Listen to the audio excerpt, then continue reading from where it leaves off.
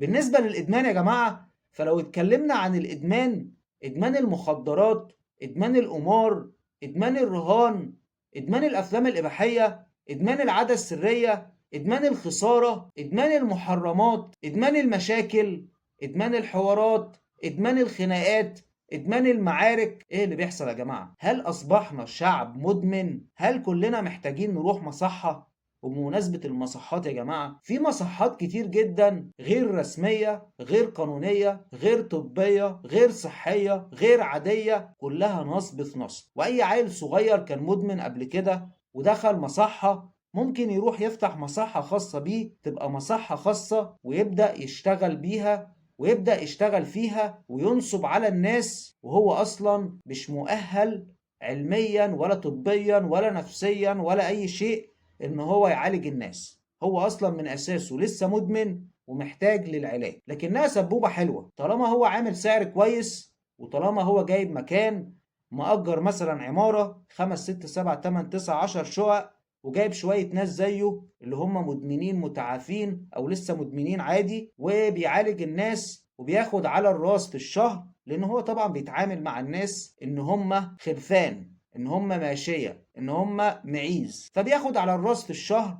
8000 10000 جنيه واشحن وعبي. وايوه يا جماعه، للاسف الشديد انت ممكن تشحن اي حد لاي مصحه وهو اصلا من اساسه مش مدمن، ولا عمره ما شرب سيجاره، ولا يعرف اي حاجه عن المخدرات ولا البانجو ولا الحشيش ولا اي شيء خالص، ولا عمره ما شرب ميه ولا خمره. ممكن تشحنه ب 500 600 جنيه وتدفع له 9000 جنيه في الشهر وتدمر له مستقبله. وطبعا الناس بتخرج من المصحات دي مدمنين وتعبانين ومرضى اكتر مليون مرة من ما هم دخلوا.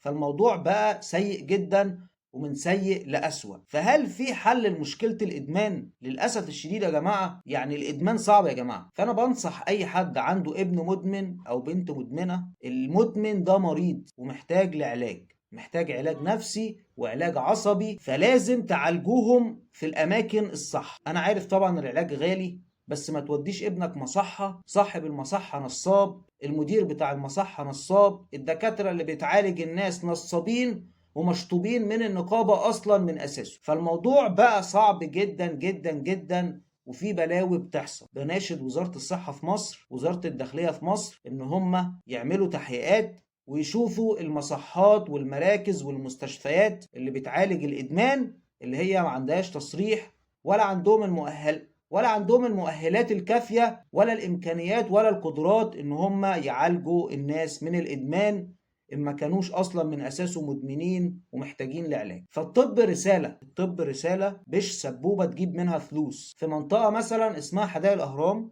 المنطقة دي كل يومين الحكومة تيجي تشمع مكان، المكان ده مركز لعلاج الإدمان، مستشفى لعلاج الإدمان، مصحة لعلاج الإدمان. وطبعا يا جماعة كل حاجة من الحاجات دي تدل على الكيان بتاعها. المستشفى بتكون أكبر حاجة، المركز بيكون أصغر شوية، المصحة بتكون حاجة في النص ما بين المستشفى والمركز، فحاجة صعبة جدا جدا جدا. طبعا وزارة الداخلية في مصر الحمد لله بتقوم بشغلها، وأي بلاغ بيجي لها بخصوص المراكز والمصحات والمستشفيات دي بتروح تشمعها وبتقبض على الناس اللي فيها، وبيكونوا مدعين لصفة الدكاترة، يعني بيكونوا عاملين نفسهم دكاترة وهم مش دكاترة وبيتحبسوا.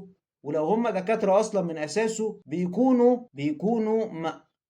مشطوبين من النقابة، يعني شغالين بشكل مخالف وعملوا بلاوي قبل كده فاتشطبوا من النقابة، وفي ناس منهم سوابق اتحبسوا قبل كده. فربنا يكون في عون الناس في مصر، وربنا يشفي الناس كلها من الإدمان، لأن الإدمان مرض. خلي بالكم من نفسكم، خلي بالكم من عيالكم.